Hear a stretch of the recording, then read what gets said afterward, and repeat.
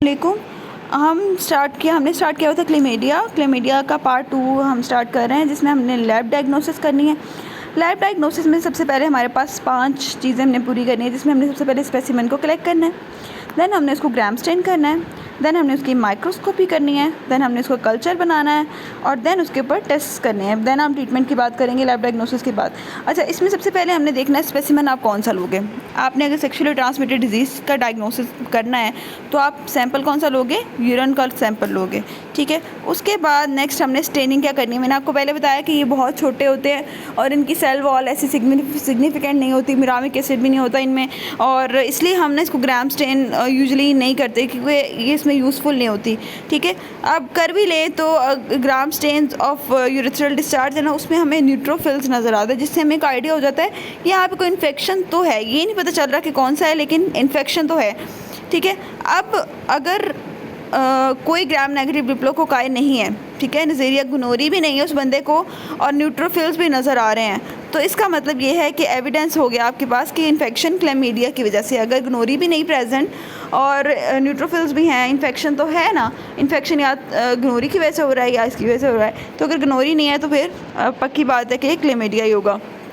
उसके बाद माइक्रोस्कोपी पे आ जाते हैं। माइक्रोस्कोपी में ये है कि हमने देखना होता है कि इसको हम आइडेंटिफाई कर सकते हैं माइक्रोस्कोपी में फ्लोरेसेंट एंटीबॉडी स्टेनिंग के ज़रिए, या फिर हाइब्रिडाइजेशन करवा सकते हैं हम डीएनए प्रोब के साथ।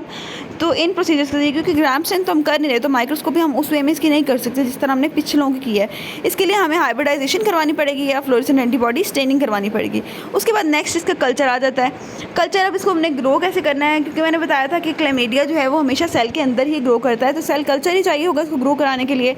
अच्छा, ऐसा सेल कल्चर चाहिए होता है हमें, cell culture treated with cycloheximide, ठीक है। अब साइक्लोहेक्सामाइड देने का मकसद ये है कि होस्ट सेल जो है ना, उनकी ग्रोथ ना आगे कंटिन्यू हो जाए। क्लेमीडियल एक मिनट रुकना, हाँ, inhibit host cell by but not chlamydial protein synthesis. अब देखो, ताकि ये जो डालने का मकसद ये है साइक्लोहेक्सामाइड डालने का मकसद ये है कि होस्ट सेल की ग्रोथ रुक जाए और क्लेमीडियल सेल की जो प्रोटीन सिंथेसिस है वो ना रुके, ठीक है। उसके बाद नेक्स्ट हमारे पास visualized by staining with iodine. Iodine के साथ स्टेनिंग में हम देख सकते हैं ट्रेकोमा, शिटाकी और नमूनी, इनको देख सकते हैं। और जब हम देखते हैं ना उस स्टेनिंग में, तो हमें ट्रेकोमा के अंदर इंक्लूजन्स नज़र आते हैं जिनके अंदर ग्लाइकोजन होता है, और जो शिटाकी और नमूनी केस में इंक्लूजन्स बनती है ना, उनमें ग्लाइकोजन नहीं होता, ठीक है। ये इसका एक टेस्ट समझ लो। उसके बाद नेक्स्ट एक्सुडेट हम और कहाँ से ले सकते हैं।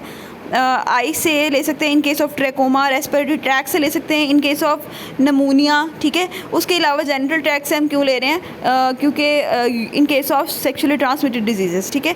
तो इनके पॉजिटिव कल्चर यील्ड्स आ जाते हैं। उसके बाद नेक्स्ट हमने टेस्ट देखने हैं। टेस्ट में सबसे पहले नेट आता है। नेट में हमारे पास न्यूक्लिक एसिड एम्प्लीफिकेशन टेस्ट आता है। बच्चों, आपको इनके नाम ही याद रहने चाहिए। और पीसीआर तो होता ही है, और यूज़ यूरिन टू डायग्नोस, इसमें हम यूरिन को यूज़ कर सकते हैं डायग्नोस करने के लिए आपकी सेक्सुअली ट्रांसमिटेड डिजीज़। और ये टेस्ट में कल्चर इन्वॉल्व नहीं होता, इसलिए मोस्ट कॉमनली हम इसको यूज़ करते हैं। उसके अलावा कुछ सीरोलॉजिक टेस्ट होते हैं। सीरोलॉजिक टेस्ट में वो किस लिए यूज़ होते हैं, शिटाकी और नमूनी के इन्फेक्शन को डायग्नोस करने के लिए यूज़ होते हैं, और ट्रेकोमा के केस में रेयरली हेल्पफुल होते हैं, ठीक है। ट्रेकोमा के केस में हमने नेट को ज़्यादा प्रेफर करना है। और उसके बाद नेक्स्ट इसकी कुछ ट्रीटमेंट आ जाता है। ट्रीटमेंट में सबसे पहले मेडिकेशन में हमें किस चीज़ की बात करनी है। सबसे पहले हम क्या दे सकते हैं, मैक्रोलाइड दे सकते हैं, ठीक है। मैक्रोलाइड्स में कौन सा, एजिथ्रोमाइसिन। और उसके अलावा टॉपिकल मैक्रोलाइड इनफेक्टिव होते हैं न्यूबॉर्न के अंदर, ओरल फॉर्म में हम दे सकते हैं इनको। उसके अलावा हम टेट्रासाइक्लिन दे सकते हैं, सेफ्ट्राइक्सोन दे सकते हैं, डॉक्सासाइक्लिन दे सकते हैं। ये कुछ ट्रीटमेंट ड्रग्स हैं जो आप नोट डाउन कर लें या ढूंढ लें। तो यहाँ तक हमारा क्लेमीडिया का टॉपिक कंप्लीट हो जाता है। Thank you so much.